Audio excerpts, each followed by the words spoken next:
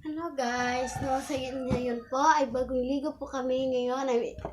May challenge po kami ng aking kapatid. At ngayon po ay mimik-upan ko po siya at ito po ang aming kagamitan. Kunti lang po siya kasi hindi pa po kami nagbili ng madami. Yung kulang po namin, yung ano pa yung tawag dito, yung pinapatas yung kilay. Yun, basta wala kami nun. Pero meron kami nitong eyeliner. Flying eyeliner. Ito po siya.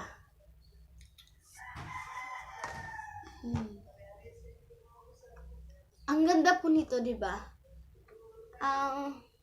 Ito po talaga yung gusto namin. Kaya, inuna namin to kasi wala pa po kaming budget. So, ito po yung first video namin. So, sana po supportahan niyo po kami and thank you. So, may kukunin pa po